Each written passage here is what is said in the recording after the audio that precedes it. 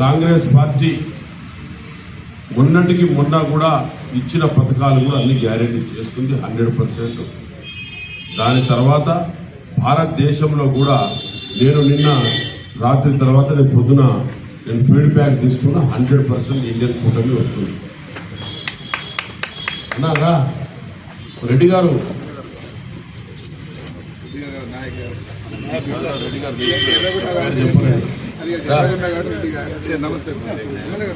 గౌరవనీయులైన ఎమ్మెల్యే గారు దోర్నకల్ ఎమ్మెల్యే గారికి ప్రభుత్వ విప్పు ఎమ్మెల్యే గారు మళ్ళా డాక్టర్ గారు కూడా ఇద్దరు డాక్టర్లే డాక్టర్లు పేషెంట్లకు ఎప్పుడంటే అప్పుడు పనిచేస్తారు 2 భాగాలుగా.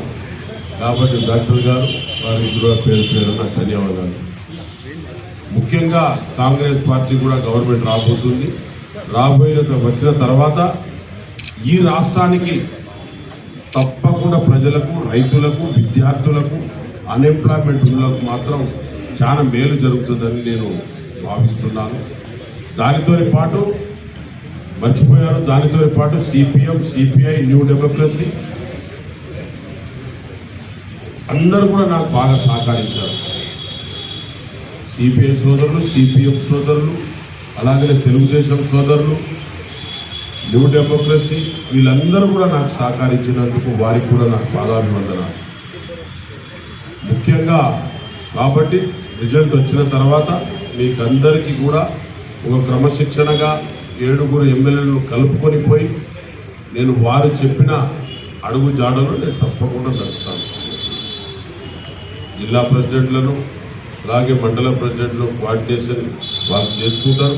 నేను కూడా చేసే కాడకు చేసుకుంటూ వాళ్ళతో ప్రజలకు ఏ విధంగా మేము ఉపయోగపడతాం, గవర్నమెంట్ ఏ విధంగా ఉపయోగపడుతుంది, రైతులకు ఏ విధంగా ఉపయోగపడతాం, మహిళలకు ఏ ఉపయోగపడతాం, అన్ని కులాలకు కలుపుకొని అర్థంగా ఆ విధంగా ఏర్పాట్లు చేసి తప్పకుండా సక్సెస్ చేసి మేము 100% చేస్తాం. డిసిసి ప్రెసిడెంట్లు ఎంతమంది ఉన్నా వాళ్ళని కలుపుకొని ఆల్ ఎమ్మెల్యేస్ 7 ఎమ్మెల్యేలో కలుపుకొని నేను పూర్తిగా అందరికీ ధన్యవాదాలు చెప్తూ పాదాభివందనాలు చెప్తూ అందరికి కలుపుకొని పోయి నేను పని చేసేందుకు సిద్ధంగా చేస్తాను. ఇంతకుముందు కూడా లోగడ చేశాను. మళ్ళీ ఈసారి పబ్లిక్ ఏం కావాలి, ఇప్పుడు జనరల్గా బయ్యారం ప్రాజెక్టే కావాలి. బయ్యారం ప్రాజెక్ట్ ఏ విధంగా చేయాలో చేస్తాను. కాబట్టి రాష్ట్రం ఇండియన్ కూటమి వస్తుంది.